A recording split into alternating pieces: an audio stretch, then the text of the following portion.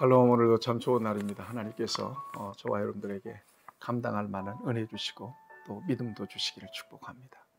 오늘 하나님께서 우리에게 주시는 말씀은 욥기서 5장 1절에서 16절까지는 말씀입니다. 게임은 끝날 때까지는 끝난 게 아닙니다.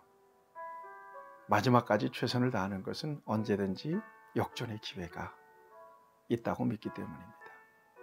특별히 스포츠 경기를 하시는 분들 보면 마지막 심판이 종료 휘슬을 불 때까지는 최선을 다합니다. 언제든지 기회가 오고 또 역전의 찬스가 올 수 있다고 믿기 때문에 그렇습니다. 신앙의 여정에도 마찬가지죠. 고비가 있을 수 있어요. 고비 가운데 시련과 고난은 신앙생활에 있어서 굉장히 큰 고비일 수 있습니다.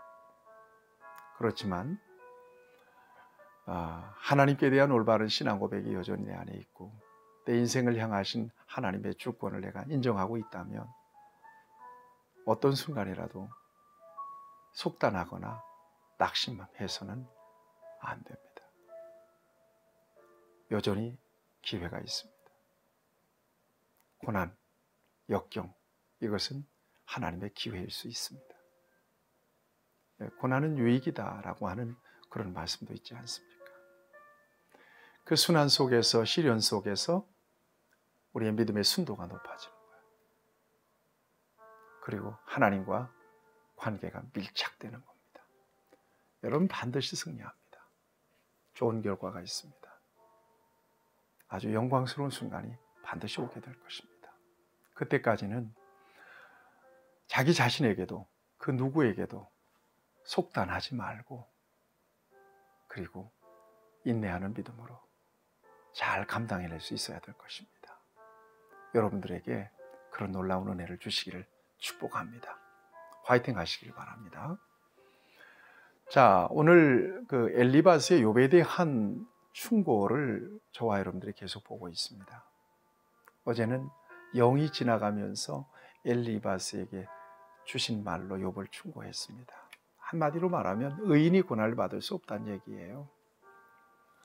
고난과 시련은 결국 죄의 결과, 인간이 하나님 앞에서 부족해서 겪게 되는 결과라고 하는 그런 관점을 계속해서 유지합니다. 오늘 본문에서도 마찬가지죠. 기도해봐라. 1절 말씀입니다. 기도해봐라. 누가 너를 도울 수 있을지 기도해봐라. 그러면서 2절에 보니까 분노가 미련한 자를 죽이고 시기가 어리석은 자를 멸하니, 이게 무슨 얘기인가 하면 어리석은 자들은 투덜대면서 망하더라. 또 철없는 사람들은 화를 내면서 죽어가더라. 기도해봐라. 그렇게 지금 엘리바스가 자기 생일을 저주하고 죽음을 예찬한 욥의 그 탄식을 다 들었거든요. 그러지 말고 기도해봐라. 그러면서 자기의 그 경험을 얘기해 줍니다. 3절을 보면 미련한 자가 뿌리를 내리는 것을 보고 그 집을 당장에 저주하였노라. 미련한 자, 하나님과 관계가 어긋난 사람들이죠. 이런 사람들이 당장 뿌리를 뻗치는 것을 보기도 했지만 그 집이 당장에 망하더라. 결국 여러분 누구를 의식하고 하는 이야기일까요?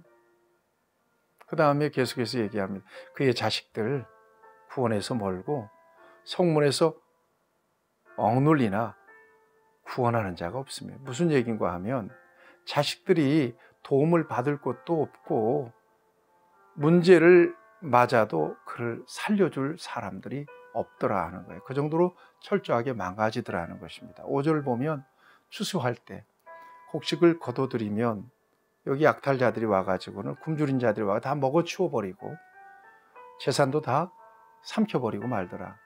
그 정도로 철저하게 망가지더라는 거예요. 어떤 사람, 미련한 자들을 보니까 그렇더라는 것입니다. 재난이 우연히 일어나겠느냐? 6절 보세요. 이런 미련한 자의 삶 가운데 일어나는 재난들은 마치 불이 일어나서 그 티끌이 번지는 것처럼 그렇게 번져서 이렇게 고생하는 것을 보았다. 누구를 의식하면서 하는 얘기일까요? 이 엘리바스의 욥에 대한 그 충고는 하나의 공식이 있습니다. 시련과 고난은 무슨 결과라는 거예요? 죄의 결과다. 여러분, 이런 관점 굉장히 위험합니다. 저는 목사예요. 목사도 아플 수도 있어요. 뭐 사고 날 수도 있는 거예요. 다 죄의 결과입니까? 정말 성도들이 이렇게 생각할까 봐서 제가 정말 아프다는 티를 내기가 곤란해요. 여러분, 신앙생활 하면서 어려움을 겪고 있는 분들이 계세요. 기도 열심히 하는데도, 열심히 신앙생활 하는데도, 정말 하나님 은혜 생활 열심히 하는데도 연약해서 어려움을 겪는 분들이 계세요. 그런데 여러분, 그런 분들의 그 어려움과 그 시련을 그런 공식으로만 바라보면 이건 안 돼요. 그건 잘못된 시각이고 성경적 시각은 아닙니다. 그 일을 통해서 하나님 더 멋진 역사를 계획하고 계시다면 어떡할 거예요? 속단하지 말아야 돼요. 결론 내지 말아야 돼요. 아직 그분이 살아계세요. 아직 우리가 살아있어요. 우리의 신앙과 고백은 변치 않았어요. 과정이에요. 하나님이 관리하고 계세요. 그 어떤 어려움이 있더라도 낙심하지 말아야 될 이유예요. 사랑하는 여러분, 저와 여러분들이 이 엘리바스와 같은 그런 관점으로 스스로도 판단하고 남들도 그렇게 판단했다면 정말 이건 잘못된 거예요. 오히려 기다려줘야 돼요. 여러분 생각하세요. 믿음이라고 하는 것은 하나님께서 주시는 선물이에요. 근데 아직 믿음이 오질 않았어요. 누구의 책임이에요? 그 사람의 책임이에요? 하나님의 책임이에요? 그 사람의 책임은 아니죠.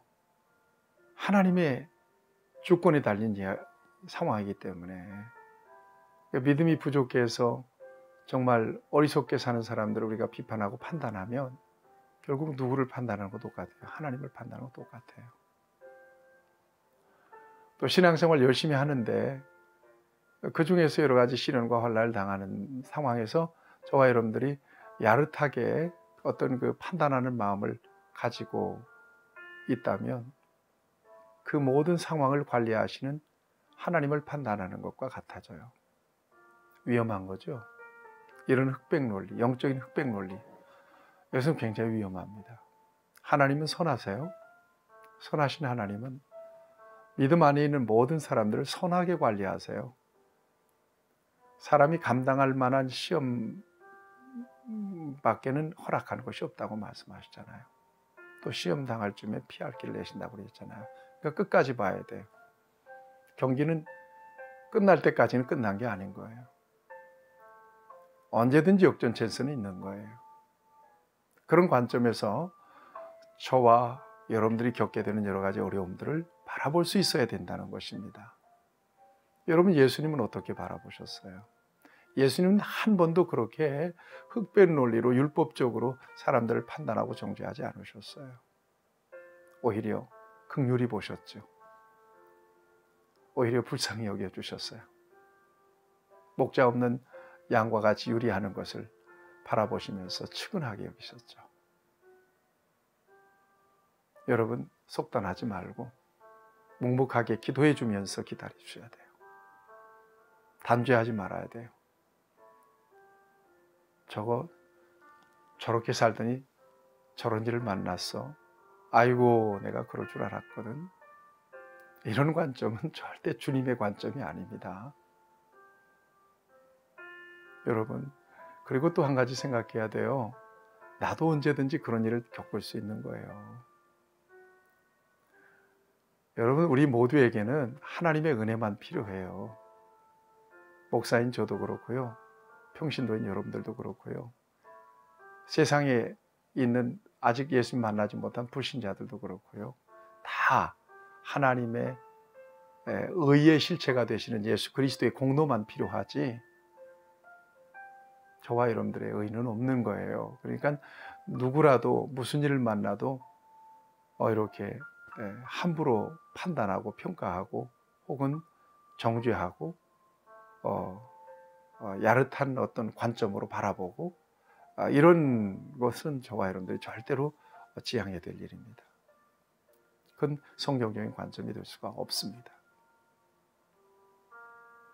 특별히 욥과 같은 상황 속에서는 더욱 그렇습니다. 욥이 지금 뭐 때문에 고난당하고 있는 거예요? 하나님께서 지금 이 욥의 상황을 관리하고 계시잖아요. 누가 이 상황에서 함부로 하나님의 위치에서 판단하고 죄 때문에 그렇다고 그러고 어리석어서 미련해서 그렇다고 그러고 그럴 수 있는 거예요? 그래서는 안 돼요. 자기 자신에게도.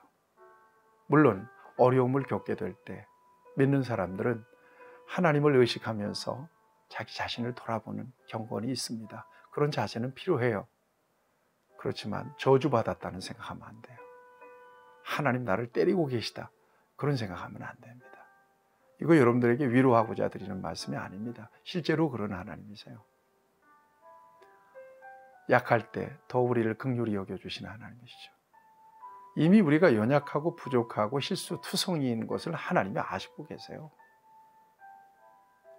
여러분 탕자를 보세요. 아버지가 탕자에게 돈 달라고 할 때 돈을 줄 때 아버지의 마음이 어땠을까요?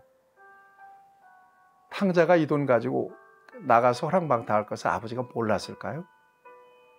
그러면서도 내어주잖아요. 그렇죠? 그리고는요. 돌아올 때까지 문 열고 기다리세요. 그리고 거렁뱅이가 돼서 돌아올 때 나가서 맞아주시잖아요. 이게 하나님이세요. 그러니까 함부로 판단하면 안 돼요. 속단하면 안 된다는 얘기예요. 역전 찬스가 있다니까요. 반드시 하나님께서 하시고자 하시는 일이 있어요. 그 아름다운 열매가 그 꼬린점이 있단 말이에요. 근데 이걸 못 보고 그냥 탁 덮어버리고 마는 거예요. 자포자기 해버리고 마는 거예요. 알고 끝났다라고 여기는 거죠. 이건 정말 하나님 앞에서 크게 실망드리는 일입니다. 끝날 때까지는 끝난 거 아닙니다. 언제든지 기회가 있어요. 하나님이 하시면 능지 못할 일이 없으세요. 그러니까 엘리바스가 가졌던 이런 공식, 이런 관점은 저와 여러분들이 정말 조심해야 돼요. 자기 자신에게도 다른 사람에게도. 계속해서 이야기합니다. 9절 이하에 보면 하나님 어떤 분이냐. 엘리바스의 하나님에 대한 고백은 정확하게 맞는 고백이 맞습니다. 하나님 그런 하나님이십니다. 하나님은 헤아릴 수 없이 큰 일을 행하시고 기이한 일을 셀 수 없이 행하시나니.